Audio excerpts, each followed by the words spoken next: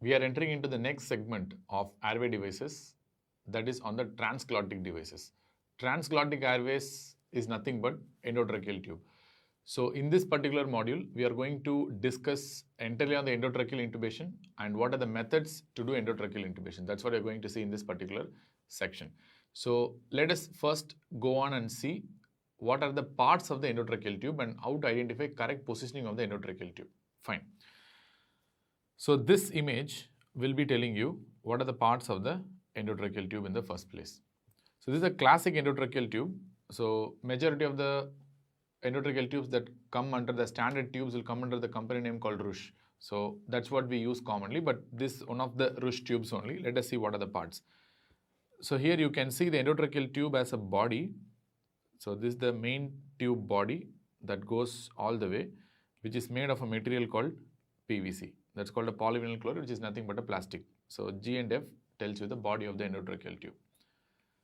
Then you can see the proximal end of the endotracheal tube is connected to a connector, right?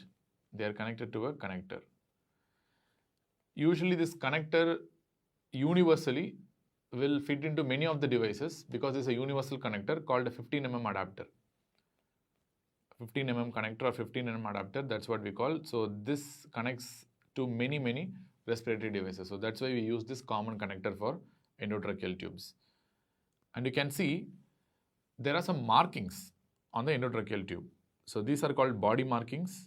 So there are a lot of markings are there. So these are called as body markings of the endotracheal tube. So if you see closer, I'm going to show the markings closer. So you can see 24, 26, 22, 20. There are a lot of markings are there. So these markings are important to understand how much is the depth of insertion of the endotracheal tube. Usually it is measured again from the incisor level only. So that will tell you how much the endotracheal tube is, like deeper, or how deeper is the endotracheal tube. So if they ask you how deep the endotracheal tube should be, in that case I'll be answering, if it's a male, I'll be placing at 22 to 23 centimeter, and if it's a female, I'll be placing at 20 to 21 centimeter. If you want a single best answer, for males choose 23 centimeter and females choose 21 centimeter. This is just based on the depth markings. That's all. This is just based on the depth markings. But remember, the correct positioning of the endotracheal tube always depends on, one is capnography and second is the X-ray. So both are important for identifying the correct positioning of the endotracheal tube. Remember, this depth markings and all is not very specific. But overall, if they ask you the numbers, these are the numbers that you have to know. That's all. These are the body markings, right? To know the depth of the endotracheal tube. Fine. But you can see in the distal area of the endotracheal tube, you are noting that there is a cuff that is inflated in this scenario. Usually while inserting, the cuff will not be inflated. Only after inserting it will get inflated. But to just show the cuff here, we have inflated it. So this is the inflated cuff here. So in the distal end, you have an opening, isn't it? So this is the distal opening of the endotracheal tube. You have a cuff and a distal opening also. Remember, this distal opening is not straight. Instead, it is slanted. So this slanted distal opening is what we refer to as a bevel. So let us take this distal area and let us zoom it and see. So it's going to look something like this. You can see that it is slanted, it is not straight, and the slanted end of the distal portion of the endotracheal tube is what we refer to as something called a bevel of the endotracheal tube. A lot of uses of the bevel is there. Let me show you in some time in due course. But before that, let us complete the parts of the distal end. So, and you have another opening here, apart from the distal opening, that is called a Murphy's eye. This is a very integral component of the endotracheal tube, this Murphy's eye and the bevel. Let us see what are the uses. And again, you can see the cuff here. This is the cuff part of the endotracheal tube. So, it is deflated in this particular image. So, let us go back and see what the bevel does and what the Murphy's eye does. Remember, the reason why bevel is slanted like this is because of one reason, to facilitate the visualization of the vocal cords better. So if it's a straight tube, your vocal cords may not be visualized better. At the same time, if it's a straight tube, there is a lot of chances straight it go and impinges on some soft tissues, and especially on the tracheal soft tissue, and you might result in obstruction of the distal end and your patient might not get ventilated properly. That's why they have a slanted end. Slanted end, that bevel is there for two reasons. One mainly is to make your visualization of the vocal cords better. And second, to prevent complete obstruction of the distal end. So because if it's slanted, there is a lot of possibility that only a part of the distal end will be obstructed. Completely it may not get obstructed most of the times, but still it can sometimes. But let us see how visualization of the vocal cords will get better if you have a bevel. At the same time, they will be asking you whether a left facing bevel is better or right facing bevel is better. Always remember, left facing bevel is always better. Clear? Left facing bevel is always better because you can see yourself in your eye. So this is the endotracheal tube. Since the bevel, the slanted end is left facing, you are having much better visualization of the vocal cords and the glottic opening. Fine. On the other hand, if you have a right facing bevel, so this is the endotracheal tube here. So if you have a right facing bevel, this is a right facing bevel, you have a very, very poor visualization of the vocal cords and the glottic opening. So this is a natural thing. So when you are intubating a patient, you will be understanding this better. So the left facing bevel is always better than a right facing bevel. At the same time, I told you to prevent complete obstruction by impinging on soft tissues, there is a bevel, that slanted end is there. But despite your best efforts of creating a bevel, sometimes still the soft tissues like this, here the finger is shown as an example, where soft tissues can still get impinged on the distal part of the endotracheal tube and completely can occlude the distal end. So in that condition, there is one rescue element called Murphy's eye. So Murphy's eye is always a rescue element in this scenario, where you can clearly see the patient will get continuous ventilation even if the distal end is completely occluded. Distal opening is completely occluded means also still the patient can get ventilated through this Murphy's eye. So that is the purpose of this Murphy's eye. It is a protective thing for the patient from getting completely occluded distal end of the endotracheal tube. Fine. So now you know what is the importance of this Murphy's eye and what is the importance of this bevel also. And cuff, you know the importance of the cuff because cuff keeps the endotracheal tube in situ, number one, to an extent. At the same time, second reason for the cuff is to prevent aspiration. Remember, whenever you want to give an airway protection, whenever the patient is having coma, whenever the patient is paralyzed completely, whenever the patient is heavily sedated, not able to have good airway reflexes. So in those settings, you intubate the patient and you put a cuffed endotracheal tube because whenever you put a cuffed endotracheal tube, this cuff will prevent the aspirated material from entering into the trachea, even though microaspirations might happen. That you cannot prevent. That's the basis of ventilator-associated pneumonia. But still, to majority of the extent, this is one of the excellent ways to prevent aspiration and airway protection. So let us see what are the types of cuff now. You have two types of cuff basically. One is called a low pressure, high volume cuff and a high pressure, low volume cuff. Remember, the problem with this low pressure and high volume cuff is the fact that because they have lower pressure on the cuff, they can form wrinkles. I mean, when you elevate with high pressures, you won't get wrinkles. But when you elevate with low pressures, definitely you will have wrinkles. And this wrinkle sometimes may allow the particles from above the cuff to travel below the cuff, which means they might result in this microaspirations and they might result in ventilator-associated pneumonia. So increased risk of microaspirations there with high volume and low pressure cuff. But if you are using a high pressure and low volume cuff, there will be very low risk of aspiration. Microaspirations will not happen at all because it's a high pressure cuff. But the problem is if you use for a long time, they might go for tracheal necrosis, tracheal mucosal necrosis and tracheal stenosis, tracheomalacia, all these complications are very high with high pressure cuffs especially. Fine. So these are the types of cuffs you have. Depending on, how much time you want to intubate the patient, how much is the anticipated duration of intubation, depending on all these things, you can decide whether you want a high pressure, low volume cuff or low pressure, high volume cuff. Clear? And you can see there is one blue color element over here. This is nothing but a pilot balloon. You know what is a pilot balloon? Pilot balloon is nothing but a pressure gauge. That's all. And it holds the pressure of the cuff. So you can see the pressure normally gets transmitted through this tube here, which runs all the way till the cuff. Yes. So which means this pilot balloon acts as a pressure gauge. So they will ask you what will be the cuff pressure basically. That's the next question. What will be the approximate cuff pressure that you need? So if we ask you this point, what is the appropriate cuff pressure, you have to answer it is around approximately 20 to 30 centimeters of water is the approximate cuff pressure.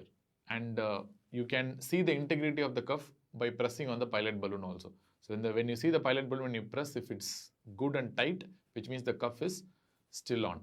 But if you don't see any pressure in the cuff, which means the cuff is deflated or only partially inflated, then it means your cuff is not elevated completely or the cuff is leaking. That's what it means. So cuff leak is a very dangerous problem, which means cuff is also one reason, I didn't tell you this point, cuff is also one important thing that maintains the positive pressure ventilation, which means it prevents the positive pressure inside the lungs to leak to the outside atmosphere.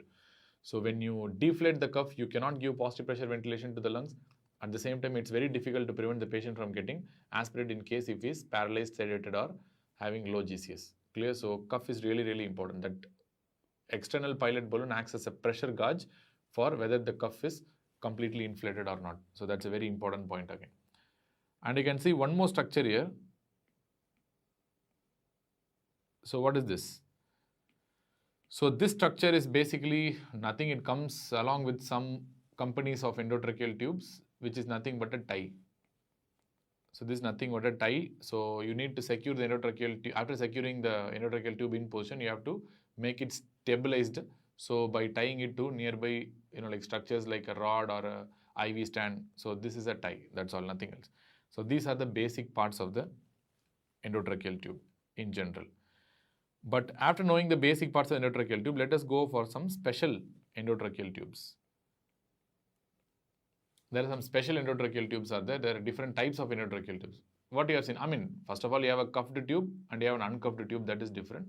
But there are some special types of endotracheal tube apart from that cuffed and uncuffed variety. So remember, the first type of special endotracheal tubes are the preformed endotracheal tubes, which means these are already molded endotracheal tubes into special shapes. For example, the first one is called a south-facing endotracheal tube, which is molded in such a way that the direction of the endotracheal tube will be towards the patient's feet. These are called south-facing endotracheal tubes. Usually use this south-facing endotracheal tubes when you are operating towards the nose. When you want to do something in the nose, for example, in nasal surgeries, sinus surgeries, or when the patient is going for a transphenodal pituitary surgery, transphenodal hypophysectomy, in those conditions and all, you need this south-facing tubes only. You should not have any interference of the endotracheal tubes that is going towards the nose. Then you can also see the next type of endotracheal tubes. These are molded again. These are north-facing endotracheal tubes. You can see these north-facing endotracheal tubes are facing the patient's head or the north. So why these tubes are used? These tubes are used especially when you are trying to operate something in the oral cavity. When you are trying to do something in the oral cavity like dental surgeries, tonsillar surgeries, in those conditions and all, you can use this north-facing endotracheal tubes. So these are the first type of special tubes. Second special type of endotracheal tubes are armored endotracheal tubes. Armored endotracheal tubes, these are the second type of endotracheal tubes, where you can see that this endotracheal tubes are armored with some metal wire. You can see the metal wire that is given on the body of the endotracheal tube. So if you remove and dissect this particular endotracheal tube, you can see this metal wire very clearly, isn't it? When you take it, you can take this metal wire out also. This reinforcement with the metal wire. Fine. So why use this armored tubes? Because they are kink resistant. Again, it is shown in the image very clearly. These are kink resistant. This is a normal endotracheal tube which goes for a kink, but armored endotracheal tube doesn't go for a kink. So these are kink resistant tubes. At the same time, where you'll use this armored endotracheal tubes? Very commonly in head and neck surgeries, where the tubes are supposed to get kinked easily. Fine. So these are the third special type of endotracheal tubes. These are laser resistant endotracheal tubes. Laser resistant tubes.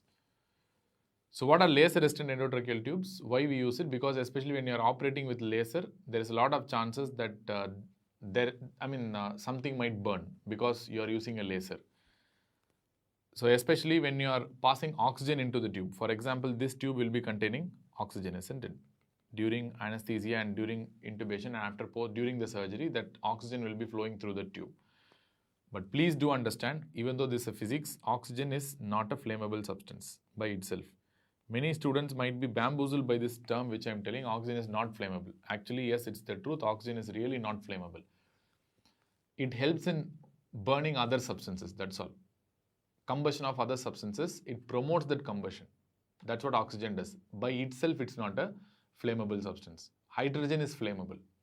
But in the presence of oxygen, hydrogen will burn faster and more powerfully, that's all. But oxygen alone itself is not flammable. For that matters, if you think oxygen is flammable, if you just take a matchstick and put it in the atmosphere, the entire atmosphere should burn. It doesn't. It is not flammable. It only helps the matchstick to burn, but itself it's not flammable, which means since oxygen is passing through the endotracheal tube, which doesn't mean that if small fire also happens, means the entire respiratory tract will burn. No, not at all. So it is going to allow other substances like hair, cloths, and all these swabs, cotton, these and all will start burning in the presence of oxygen. With high oxygen, they will burn faster and more powerfully. That's what I'm trying to. So that is the reason why you need this laser-resistant endotracheal tubes. Remember, so you have to prevent this burning of these tubes. So how you can prevent? By reinforcing with aluminum foils. You give foils around this particular endotracheal tubes and you put a tape around that also to give a protection so that the laser will not penetrate the tube so that it will not burn. That's the idea. So you can see this is the foil that is wrapped around the particular endotracheal tube and this is the tape that is also wrapped around the endotracheal tube. So this is a laser resistant tube. And in the laser resistant tube you will see one more entity, that is usually the cuff will not be inflated with your traditional air. Here the cuff will be inflated with saline or a dye. Why? Because suppose if it burns, this cuff will burst, rupture, and it will release saline or dye into the surrounding. So why saline? Because it will put off the fire, number one. Second, why sometimes we use dye? The dye mixed with water will put off the fire, number one. At the same time, dye when it leaks, the surgeon or anesthetist might be understanding that something has burned inside, that's why it is leaking. So this is some ways to understand. So that is why laser resistant tubes are usually loaded with either saline or dye. Fine. Next, the final special type of endotracheal tube that we will be seeing is on the double lumen tubes. These double lumen tubes are generally used in places where you need single lung ventilation. Whenever you need only one lung ventilation, in those conditions, in those places, you can use a double lumen tubes. In the sense, single lung ventilation, you might be needing a lot of areas. For example, in this condition, if I don't want ventilation of the left lung and I want ventilation only of the right lung. So a lot of areas we need that. For example, when you are doing lung surgeries like pneumonectomy or a lobectomy, you want that particular lung to be silent. You don't want that lung to be moving all the way around, isn't it? So during surgery, the lung should not keep on inflating and deflated. Otherwise, like the anatomical landmarks will keep on changing. So you want that lung to be silent. So you want to prevent the ventilation of that lung and make it silent. So sometimes even when you want to give a lung lavage. So lung lavage is indicated in many areas. The usual exam question will be on pulmonary alveolar proteinosis. One of the main treatments of pulmonary alveolar proteinosis is lung lavage only. At the same time, in massive hemoptysis, sometimes they use this lung lavage. I mean, very rarely, but sometimes some books do tell lung lavage in this. In these conditions and all, you have to do a single lung ventilation. The lavaging lung should be silent only.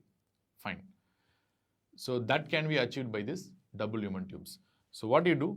So you can see there is one bronchial lumen. So this is the bronchial lumen. So that enters into the bronchus of the lung, which you don't want to ventilate. So you can see that particular cuff will be elevated, that is bronchial cuff, and you will be clamping that particular lumen also, which means once you push that cuff, air cannot leak into that particular lung because you have elevated the cuff and you have sealed that particular lung. At the same time, since you have clamped the proximal end also, air can neither go in nor come out through this, which means this lung is completely devoid of ventilation now. Fine. So obviously other features of endotracheal tube will be there in this particular double lumen tubes. That is, they will have a tracheal cuff as usual, and you will have a tracheal lumen that is not clamped, which is going to ventilate the other lung. Obviously this air will not leak into the other lung because obviously you have put on the bronchial cuff. So how you think like this air will leak into that particular non-ventilating lung? So it will not. So this will ventilate only the right lung in this scenario, in this particular example. So this is very, very simple understanding. That's how it works. So you can see this is a right-sided, double lumen tube, and this is a left-sided double lumen tube. Depending on which lung is not getting ventilated and which lung your bronchial lumen is there, depending on that, you will be telling the side of the double lumen tubes. So these are the another type of special endotracheal tubes. Before going into the positioning of the endotracheal tubes, you have to know about the size selection of the endotracheal tubes. Remember, how will you select the size of the endotracheal tube? Number one, endotracheal tube is a tube, obviously. So they have something called a internal diameter, and they have something called a outer diameter also. Fine. And they have something called a outer circumference, and they have something called a inner circumference also. But whenever I tell the size of the endotracheal tube, what does that mean? Size always means internal diameter. Internal diameter is the one that is noted whenever you tell size of the endotracheal tube. For example, if I tell 8 mm size endotracheal tube, it means it is 8 mm internal diameter. That is the lumen of the endotracheal tube's diameter is what is told by this size. So what is the correct size? What is the question? What is the correct size of the endotracheal tube? Remember, in adults, generally depending on male or female, you select the size. In a male, you will be selecting a size of 7.5 to 9 millimeter, and in females, you will be selecting a size of 7 to 8 millimeter. But in most of the cases, 7.5 millimeter will be very, very, common. That is a common size endotracheal tube that many people use. So in males it is 7.5 to 9, in females it is 7 to 8 millimeter. But in children it is different. Children in just born, in newborn, infants or neonates, you will be using a 2.5 mm tube. In an infant who is 6 months old, we will be using 3.5 millimeter endotracheal tube. An infant who is 1 year old will be using 4.5 millimeter endotracheal tube. So after 2 years and above, the size of the endotracheal tube will depend on the age. For example, if you are using a cuffed endotracheal tube or if you are using a uncuffed endotracheal tube, the formula for telling the size of a cuffed endotracheal tube is age plus 4 divided by 4 millimeter. Clear? So for uncuffed endotracheal tube, the size of the cuff can be determined by age plus 3 divided by 3 millimeter. So this is how you determine the size of the endotracheal tube in case of children. Fine. But at the same time, I would also like to tell one more important critical thing, that is something called the outer diameter and the outer circumference. Remember, and it's commonly this outer diameter and outer circumference is not the case in endotracheal tube, but they are used usually for surgical instruments. Lot of surgical instruments, for that matter, nasogastric tube, Foley's catheter, all these things, the name is based on the outer circumference and the outer diameter only. So usually they will be denoted by French terms, F. So what is this French? Remember, French means outer circumference only. But let us take a circumference of a circle. So what do you mean by circumference of the circle? It is pi times the diameter. That is circumference of the circle. This is a universal law. That's how they found out pi. That's how they found out the pi. So they took a circle and they took the circumference of the circle, that is C. Clear? And they took the diameter of the circle, D. Irrespective of whatever the object is, whatever the size of the object is, let it be the sun, let it be the earth, let it be Venus, let it be a ball in your hand, doesn't matter. When you divide the circumference and the diameter, you will always get a constant value, that is pi. This is a rule for the circle. That's how they found out this pi.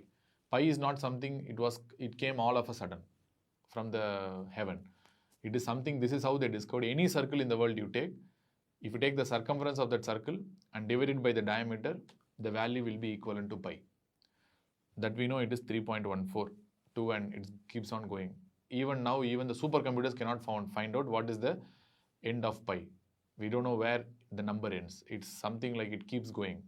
It's one of the mathematical puzzles and enigmas. Okay, we don't want to go that way. So you know that circumference is equal to pi times the d. So what they did is the circumference is the one that is replaced in surgical instruments by a value called French, which means French means it's outer circumference only. Outer circumference. I'll tell you why I'm stressing on that point, that is outer circumference. So F is equal to pi times the d, which means I can write again in surgical instruments French will be equal to 3 times the d. So 3.14 only, but we doctors are known for, like approximating things. So we can approximate to 3 times the d, which means diameter of any surgical instrument will be the French size divided by 3. For example, if I tell a Foley's catheter of 15 French size, if they ask you the diameter of that particular Foley's, we are talking about French means outer circumference only, not inner circumference. Similarly, French means outer diameter only, not the inner diameter. Again, very important. So, d is equal to 15 divided by 3 will be equal to 5 millimeter.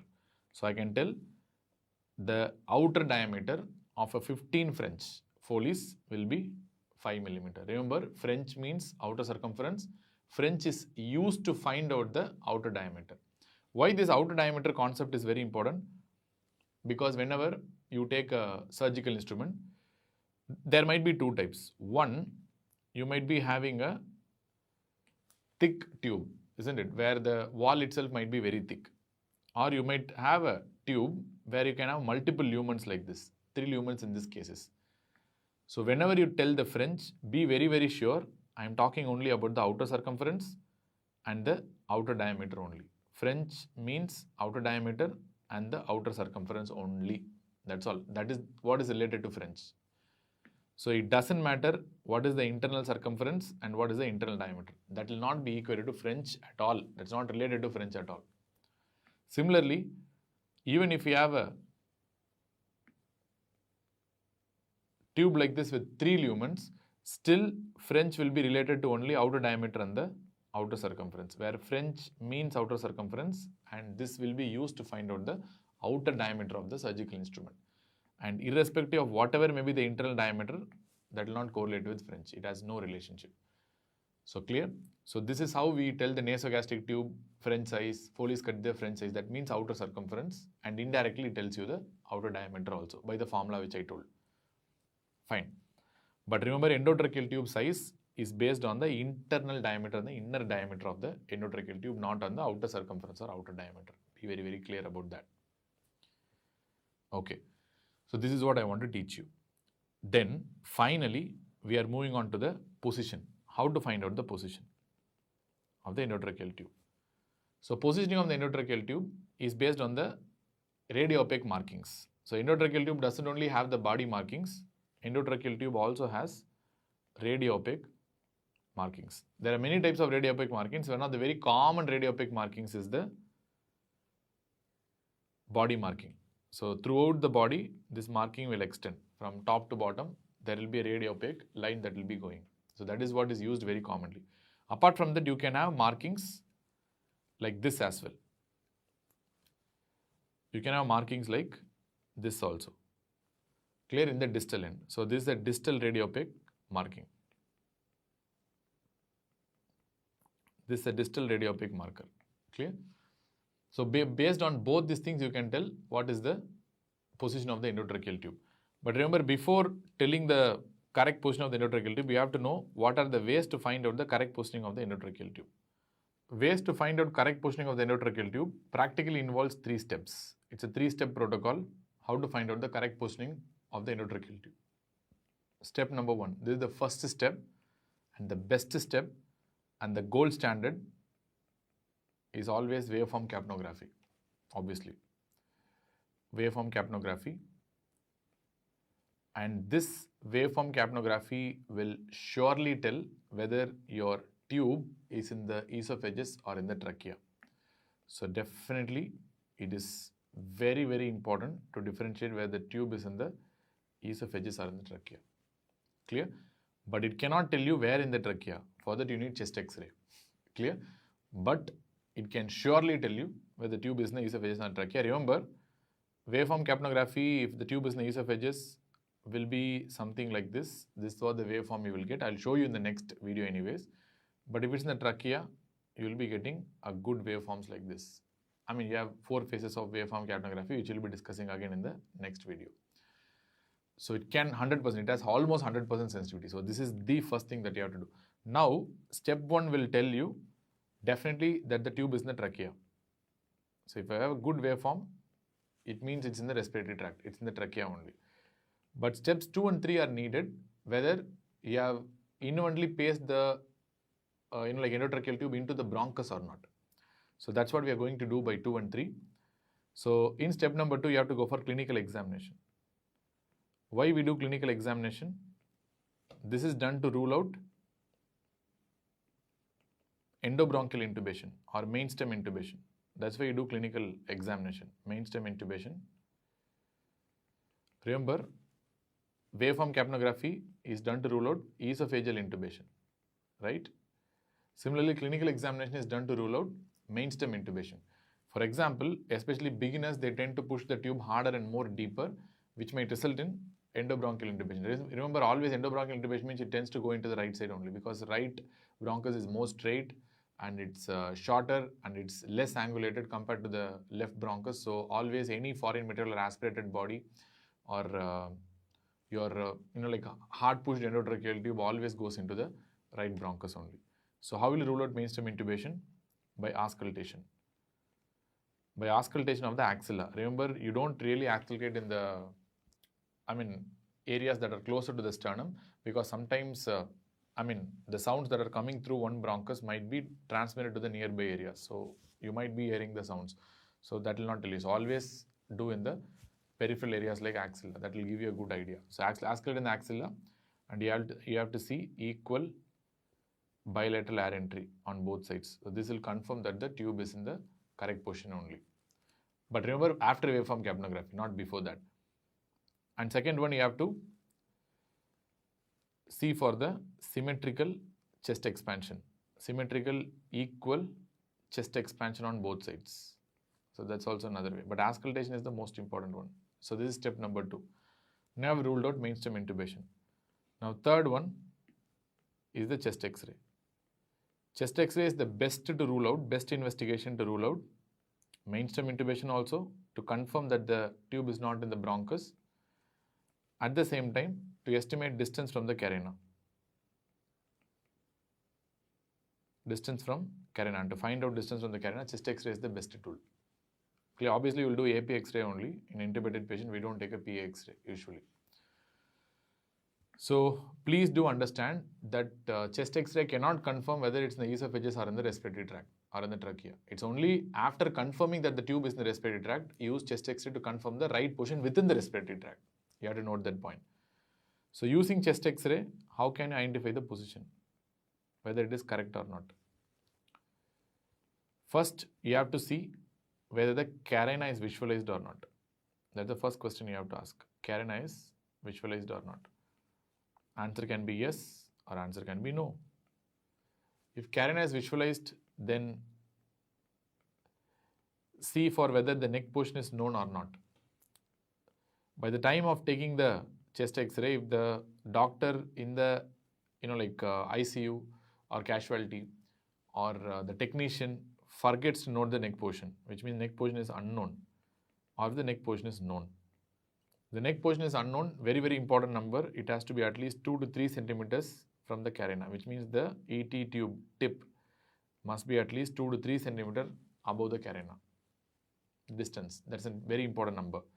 If you know the head position, if you can visualize the head position, then you have to see whether the head is in flexed position or head is in neutral position or head is in extended position.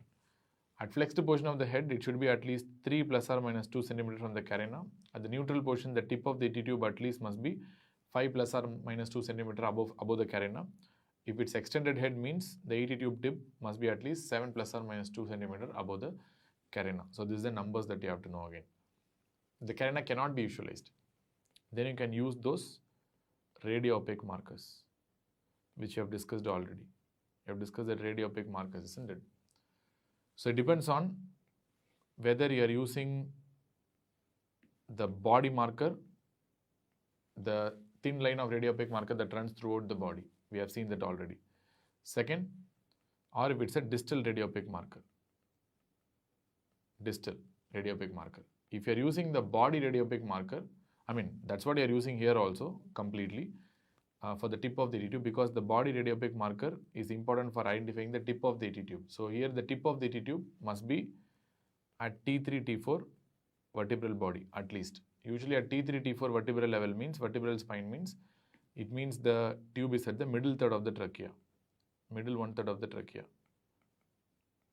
So that's what it means. So it should be at least at the T3, T4 level. So if it's at the distal marker, if you're using the distal radiopaque marker means, you have to see whether the ET tube has a single marker or a double marker. Single marker means there will be only one marker, radiopaque marker, and remember that marker should be at the level of the vocal cords. You know vocal cords will be at C4 to C6 in adults, larynx. So that should be at the level of the vocal cords. If it's double marker, if you have a double marker, then the vocal cords should be in between the two markers. That is the idea. So this is how you estimate the position of the endotracheal tube in the chest X-ray. So these are the right positioning of the endotracheal tube. So let us see some images here. So you can see this is a perfectly normal, correct position of the endotracheal tube. Not a normal X-ray, but a normal position, correct positioning of the endotracheal tube. So where you can see the tip of the endotracheal tube is here somewhere. So this is the endotracheal tube line and the tip is somewhere here. And if you want to draw the bronchus comes like this, and this is the carina and this is the trachea here. All these things can be clearly visualized. So which means you can clearly see that there is a good gap between the carina and the tip of the ET tube. Here must be at least 5 to 7 centimeters from the ET tube for sure. Okay. Now this is a dangerous one. So this is not, this is not a correct position, incorrect position, but still chest X-ray is normal because it has not caused any danger yet. That's all. But it's definitely incorrect position. Here you can see the tip of the ET tube is here. This is the tip of the ET tube. And if you want to draw the bronchus, this is the bronchus, which means it's almost, like in a very dangerous level. So the distance between the carina and the tip of the ET tube is less than 1 centimeter, which means still it's ventilating both the lungs, but still very dangerous. A little bit inside, it become a mainstem intubation. And this patient has definite incorrect position of the endotracheal tube. This is obvious here. So this is a right mainstem intubation. This is not correct at all. Here they have intubated into the right mainstem, otherwise referred to as right endobronchial intubation. You can see this very clearly. So if I want to draw the bronchus and the endotracheal tube, let me do that. So this is going to be the endotracheal tube here, the line, and the bronchus is here. So this is the bronchus in this case. So you can clearly see that the endotracheal tube is in the right bronchus. So this is a mainstem intubation, and you can also see that there is a massive collapse on the left side. The left lung is completely collapsed because of no ventilation. So because of hyperinflation of the right lung, because of excessive air, and because of collapse of the left lung, both together have pulled the mediastinal contents towards the left. Clear? And the trachea also you can see is towards the left. You can clearly see the trachea is also pulled towards the left side in this case. Definitely pulled towards the left because of the collapsed lung. So this is definite endobronchial intubation. It's a dangerous thing. The patient will not picking up the saturation at all. And in this case, when you do a air entry check, left side will not have any air entry at all, and the left side chest will not move at all. It will not have any expansion. So in that case, just pull the tube a little bit out and again recheck the sounds. And once the air entry becomes equal, secure the ET tube in that place and look for the chest X-ray to confirm the position again. This is what you're going to do. Okay, this is how you confirm the position of the endotracheal tube. So simultaneously, it's better to understand about the NG tube insertion also, because both go hand in hand, because I might forget about the NG tube technique in the GIT, so I'm telling it right now, nasogastric tube insertion. So remember in awake patient, first one, how will you insert? in awake patient, ideally, the nasogastric tube should be inserted in a sitting position. That's very, very important. This position is a very common question in exam. You have to insert in a sitting position, not lying down position, with neck slightly flexed, not completely flexed, neck slightly flexed, sitting position. This is the best position for inserting a nasogastric tube, Ryle's tube. At the same time, they will also ask, how will you measure the length of how much should be inserted? How will you measure the length of how much of the tube should be inserted into the patient?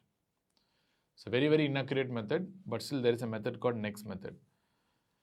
Neck's method means it's a nose, ear, Ziffy-Sternum method. What do you mean by nose, ear, Ziffy-Sternum method? So you take the NG tube tip, keep it on the nose, and you take the NG tube towards the ear and wrap it around the ear, because you should not just keep it on the ear, you have to wrap it around the ear and you have to go up to the level of Ziffy-Sternum. Some books will tell you up to level of umbilicus also, but it's wrong. This next method is the common method. Up to level of Ziffy-Sternum, so nose, ear, Ziffy-Sternum. So this will be the length that has to be inserted into the patient, but it's very, very inaccurate, not very accurate at all. So this is how you measure the length of the NG tube to be inserted. Okay. So what is the procedure?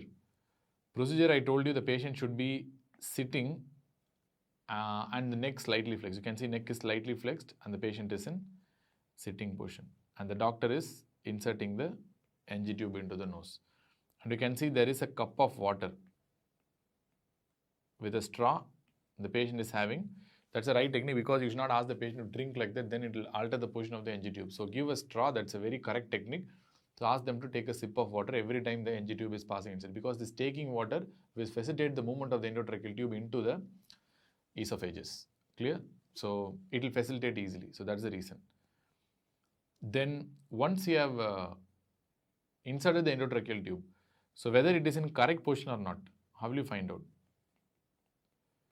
Whether it's in correct position or not, how will you find out? Remember, here he is aspirating something. So let me come back to that. But finally, once he has confirmed the position by aspirating the content, he is sealing the endotracheal tube in position.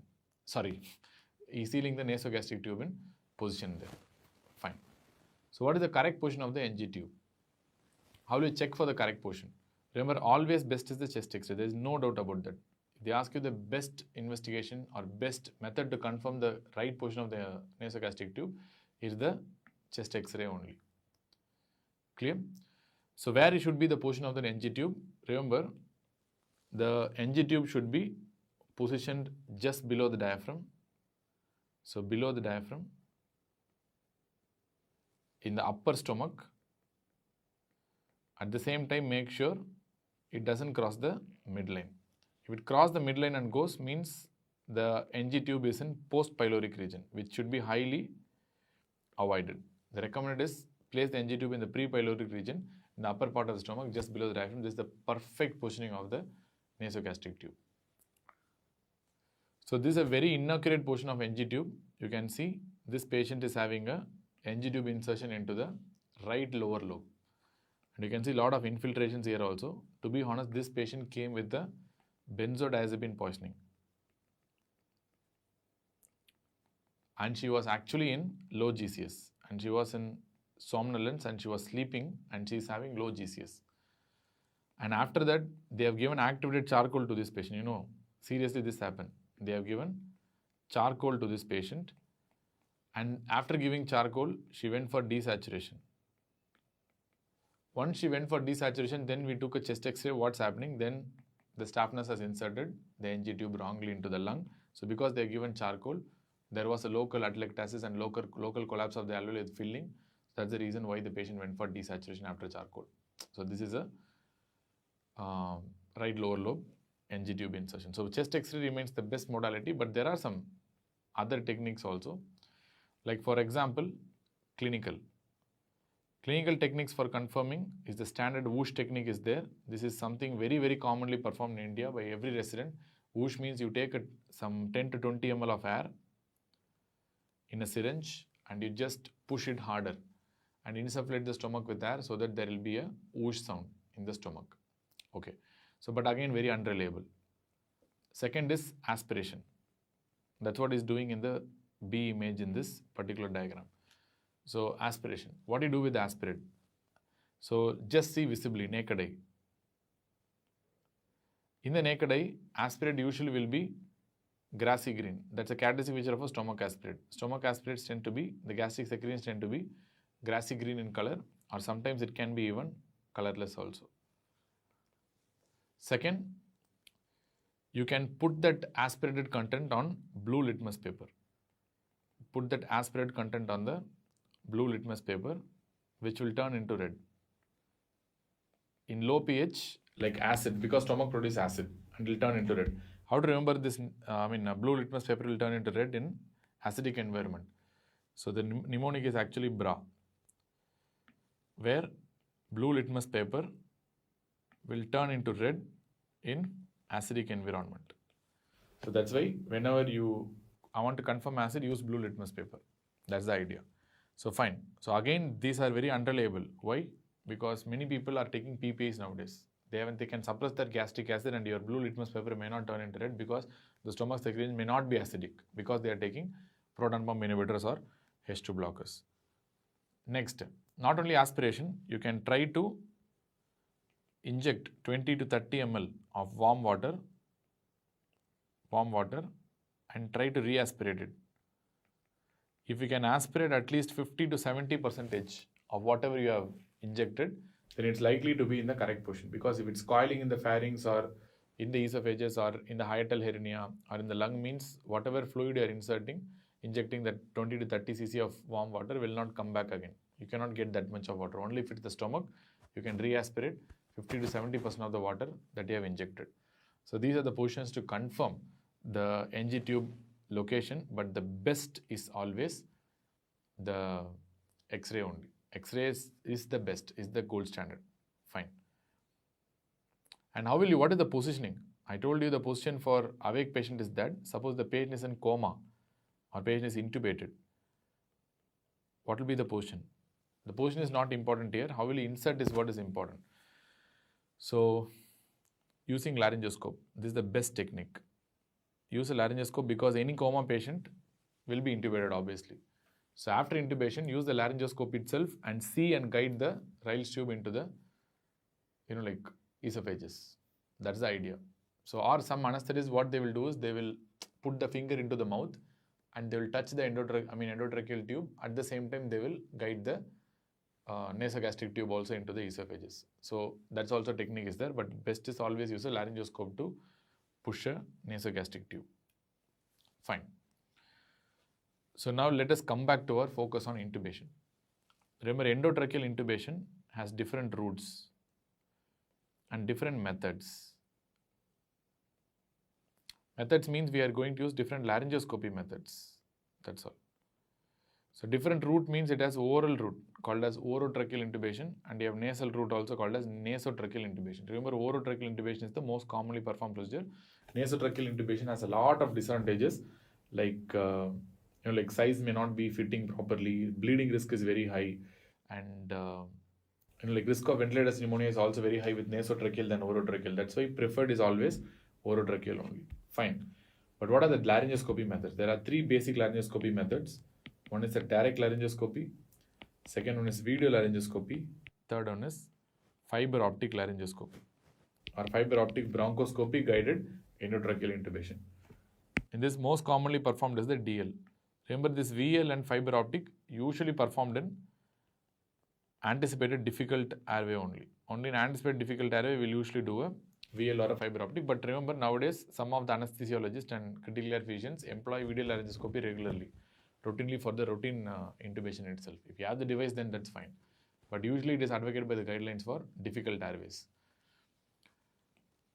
So let us go and see on the types of direct laryngoscopy and the blades used in direct laryngoscopy. Direct laryngoscopy. There are two classic types of blades used. One is called a Macintosh blade. Macintosh is curved. Remember, Macintosh is curved, and you can remember the C that is curved in Macintosh. Clear? And similarly, Miller is a straight blade. Miller is a straight blade, and you can remember the two straight letters of Miller. Two straight, like L, that is a straight line, isn't it? So you can remember like that, Miller is a straight blade. And usually this Macintosh blade are used in adults very commonly, and Miller's blade are very commonly used in children. And they will ask you where you will place the tip of the blade in the oral cavity. Remember, tip of the blade, if you use Macintosh blade, should be at the level of the vallicula, which means you should not touch the epiglottis. Epiglottis should not be touched and lifted with the help of Macintosh blade. You should only touch the vallicula, and you have to try to lift the vallicular portion only. But whereas Miller's blade, you can actually touch the epiglottis, which means the idea of the Miller's blade itself is to lift the epiglottis directly. You can touch the epiglottis and you can lift the epiglottis directly with the help of Miller's blade. So no problem. And there are some modified blades also. This is a modified Macintosh only curved blade. This is called a McCoy blade. McCoy blade will have a tip that can be hooked, that can be curved. So this is called a curved tip. And they have a lever to control the tip. If you press the lever, for example, if you press the lever, so remember the handle is not there here, so this will be the laryngoscopic handle in this. So, the handle is different. So, we are talking about the blades only. The blade will have a separate lever. So, when you press the lever, the distal part alone will start hooking like this. So, which means that is to hook the epiglottis. So, that is to push the epiglottis, more anteriorly, so that you can visualize the glottis better. So, McCoy blade, many, physicians and anesthesiologists in the UK, they use McCoy blade very commonly, but in India, I have not seen much of the people using these McCoy blades. Okay. So then moving on to the positioning. Proper positioning for endotracheal intubation. Remember, basic airway, you had that head tilt and chin lift maneuver, and you had that jaw thrust maneuver and all. That is opening up the airway. But for endotracheal intubation, you have a separate whole lot of different airway, especially for doing a direct laryngoscopy and visualizing the cords. Remember, why we need the positioning is because you can see there are three axes. One is laryngeal, one is pharyngeal, another one is the oral axis. All these three axes are malaligned, normally itself at neutral position, which means different axes located at different levels, which means you are not able to see everything at once. But during intubation, it's mandatory that you see pharynx, larynx, and oral cavity, everything in a straight line. So you have to align all these axes in a straight line so that the intubation and visualization of the glottis becomes easier. That's why we adapt this portion. That's what we refer to as a sniffing portion. So what are the components of sniffing portion? The first component is head elevation. Head elevation means you have to keep a towel or a pillow, and at least you have to elevate the occiput by 10 centimeter. By doing this, you are actually flexing the neck at lower cervical spine. That is at C6, C7 level, you are flexing the neck at lower cervical spine. Then this is step number 1. Step number 2, you are trying to extend the head. You will be giving some pressure on the head like this. So which means you will be actually extending the head, which means you are extending the head at upper cervical spine, that is C1, C2. Which means sniffing portion means you flex the neck at C6, C7 and extend the head at C1, C2. Clear? So this portion is also referred to as barking dog portion or morning air sniffing portion, but still the sniffing portion term is enough to understand this. And this is a special portion for very obese patients. Very obese patients, we use a special portion called ramped up portion. Let me discuss about the ramped up portion later on, but this, at this point you have to know that this is used for very obese, morbidly obese patients. Ramped up portion. Okay. Now knowing all these things, we have to move on to the technique now. So what is the technique of direct laryngoscopy? There are 3 steps. Step number 1, insertion. After positioning the patient, insert the blade. Step number 1 is insertion. Insertion usually is in the midline. You can see insertion is usually happening in the midline only. Step number 2, you are pushing the blade towards the right. Pushing the blade towards the right, again because you have to sweep the tongue towards the left, because tongue will be the main structure that obscures the view on the glottis and the vocal cords. So you have to push the tongue towards the left and keep it somewhere else. Okay. So step number 2. Step number 3 will be that movement, that is sweeping the tongue towards the left. Sweeping tongue towards the left. Remember, you can ask the assistant to pull the cheeks also if the cheeks are interfering with your vision. They can pull the cheeks like this if possible. So, and again, sweeping the tongue towards the left is really, really important because that will give a clear view of the glottis. You can see how clearly you can see the glottis in this image. And remember, always your, suppose if it's still not visible, you can slightly, try to push the mandible above. Like for example, if your hand is like this, you have to try to lift the mandible up and the entire tongue and the soft tissue structures up towards the ceiling. And that's what it's mentioned here.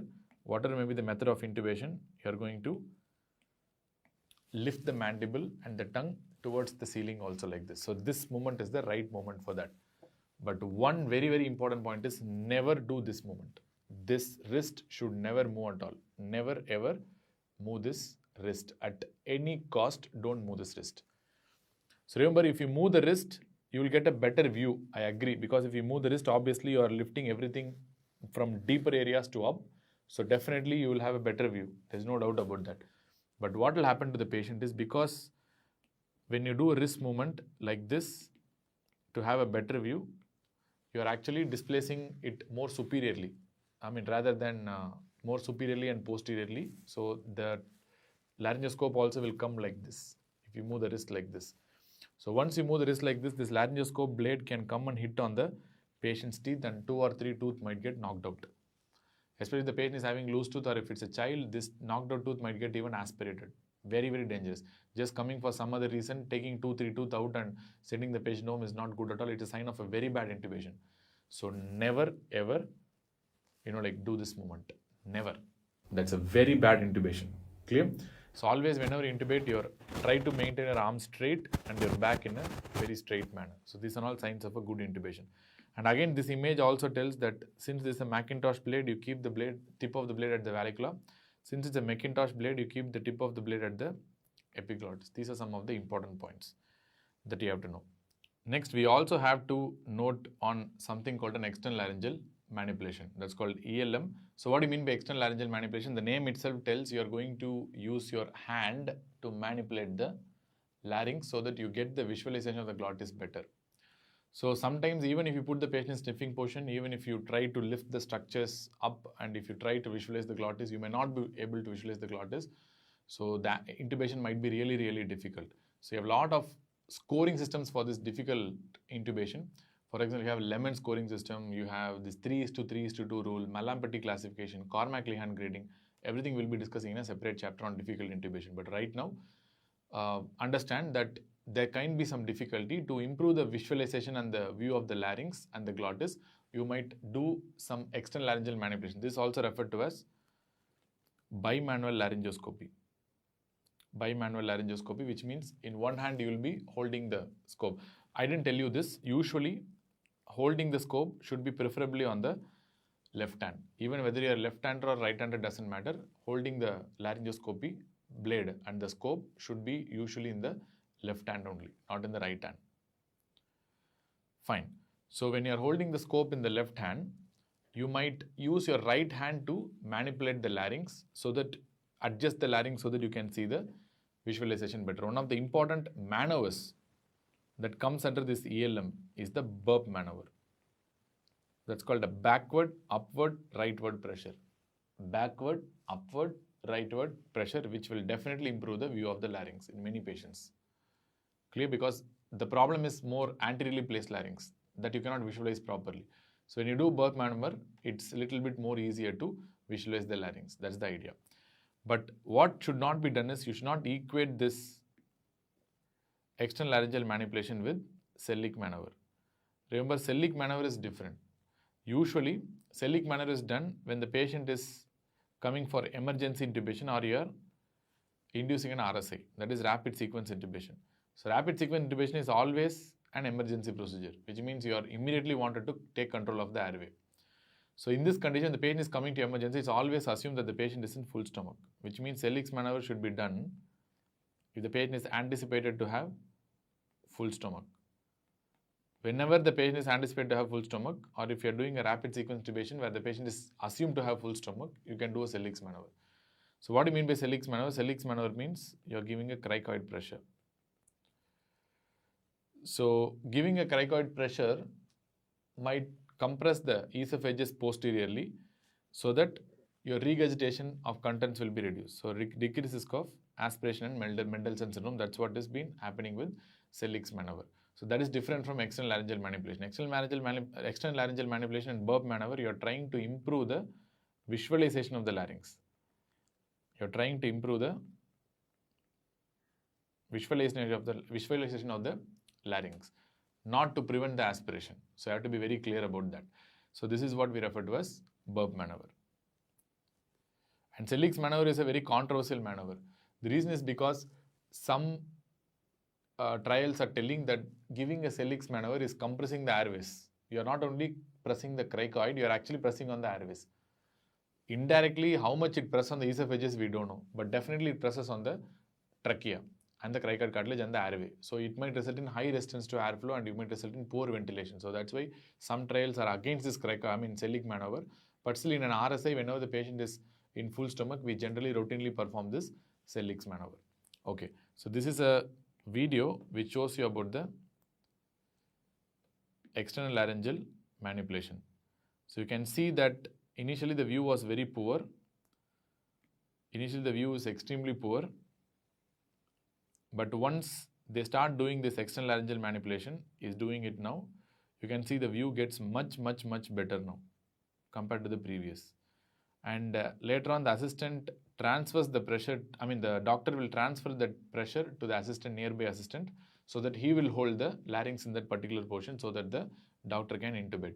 So this is a video that is taken through direct laryngoscopy, video laryngoscopy, where you can see the arytenoids and the vocal folds very clearly, and it's very nicely intubated with the endotracheal tube.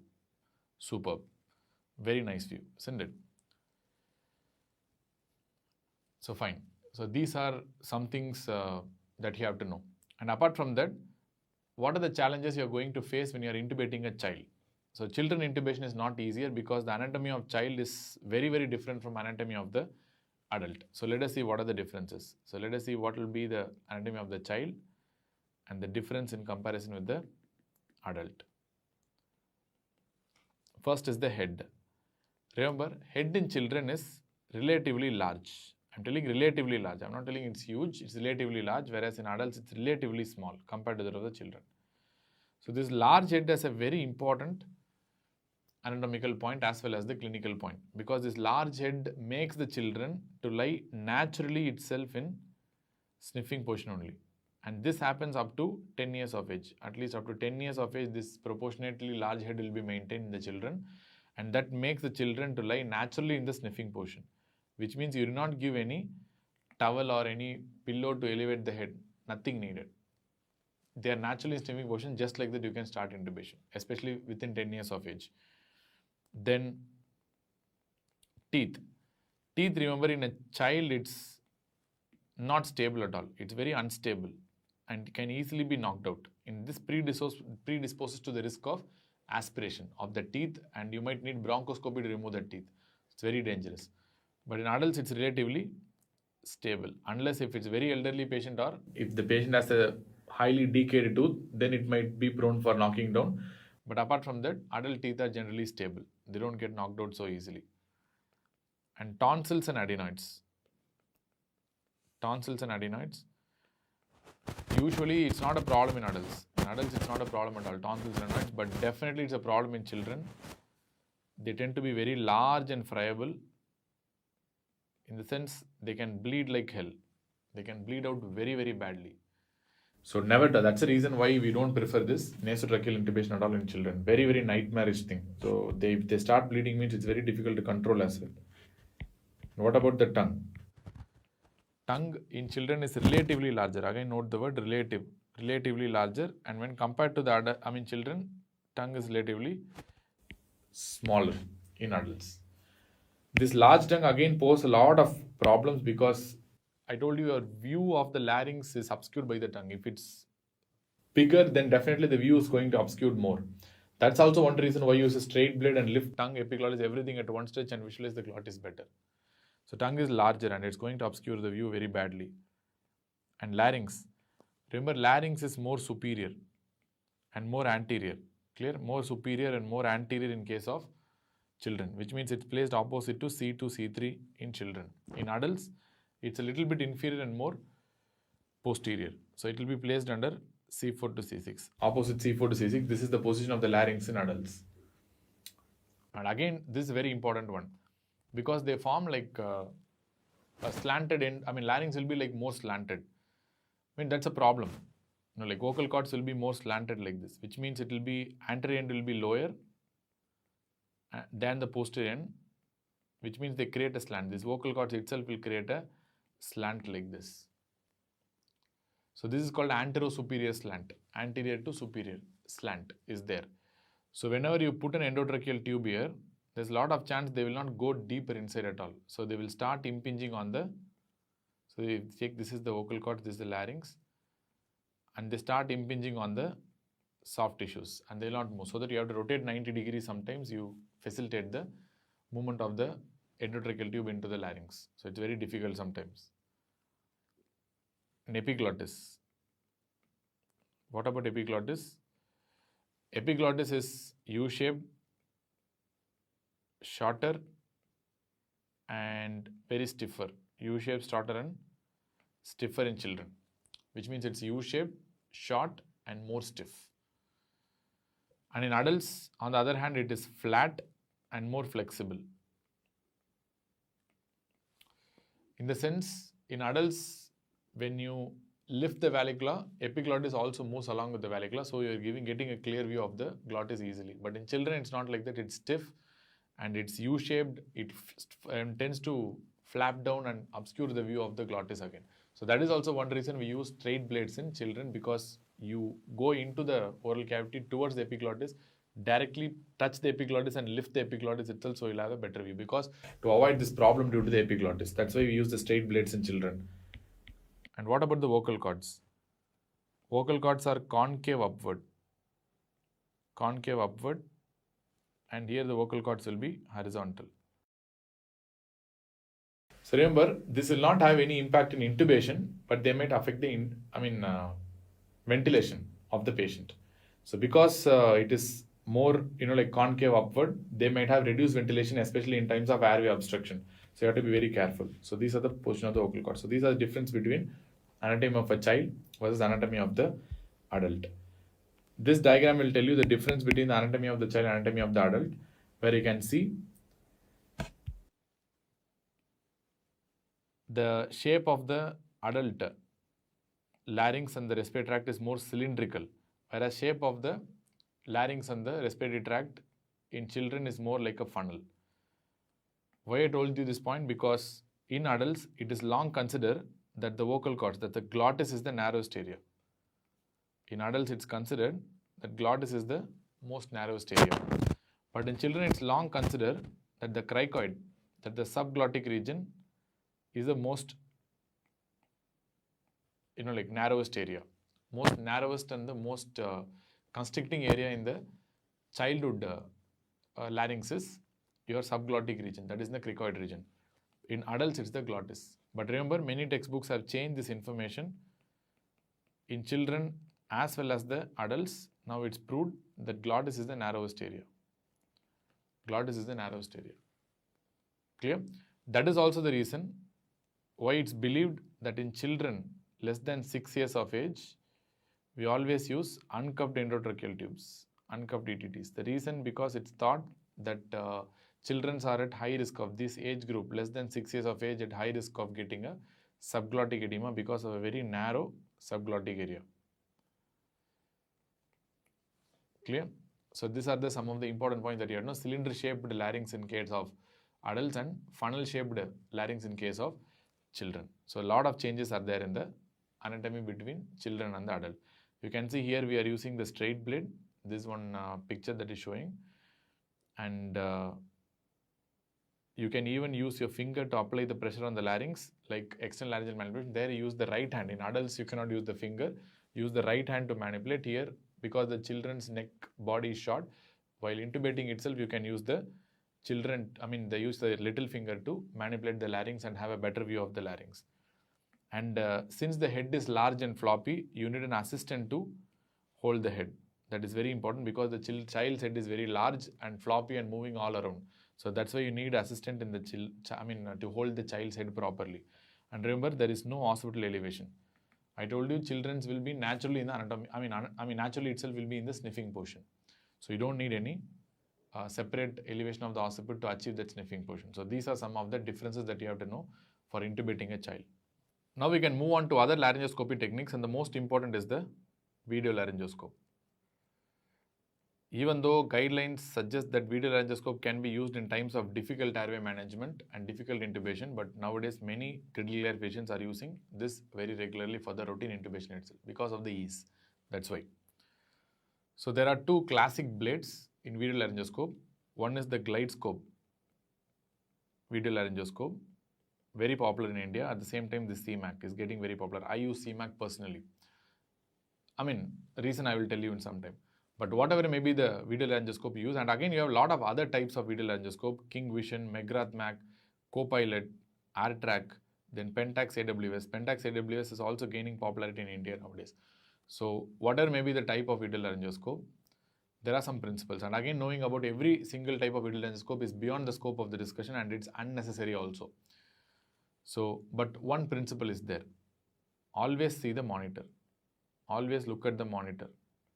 So this is very, very common mistake, especially when you are transitioning from a ordinary direct laryngoscope to a video laryngoscope.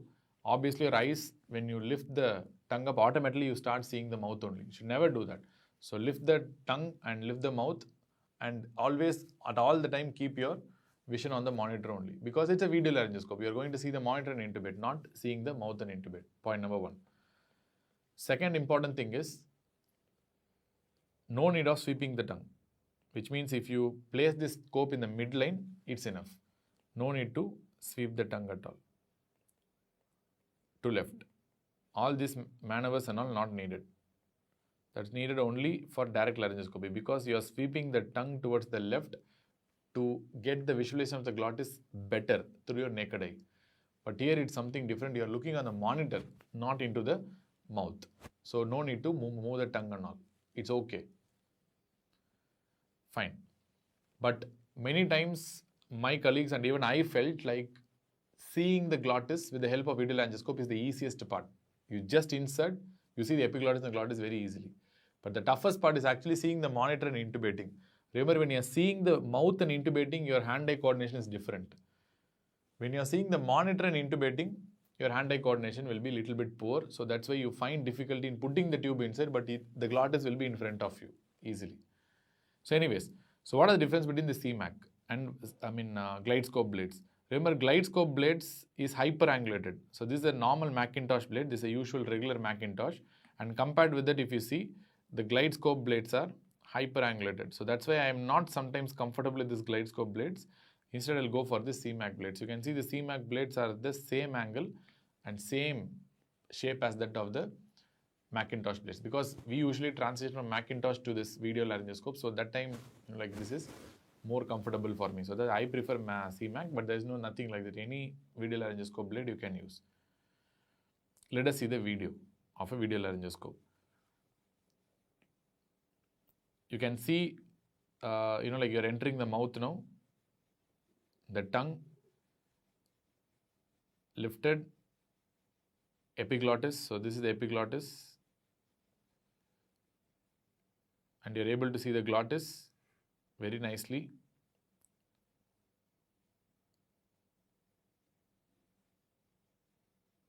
And you're passing the scope. Passing the endotracheal tube. You're passing the endotracheal tube in between the glottis. Yes, nicely. This is one of the soothing things for a critical care physician, to see the endotracheal tube going smoothly into the glottis. Very, very confirmatory thing. You don't even need a capnography. Capnography is only for documentation, but this is confirmatory for me. Absolutely. It's passing so smoothly into the glottis. Right? So this is a CMAC blade which we use in our center. You can see the CMAC blade which we use in our center. So again, you can see how clearly you can see the glottis. The moment you put the scope into the mouth, you can see the epiglottis and the glottis so clearly, isn't it?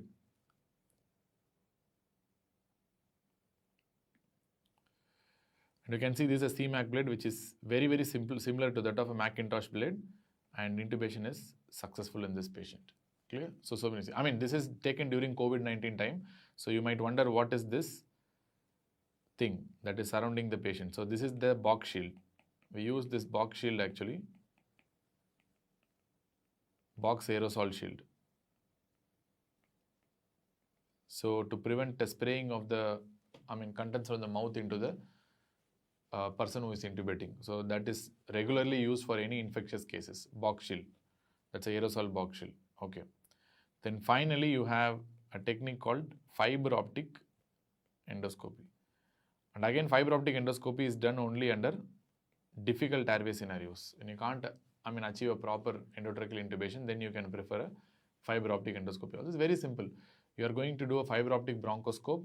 You are going to cannulate the larynx, and using the fiber optic scope itself, you will be guiding the endotracheal tube along with the fiber optic scope itself.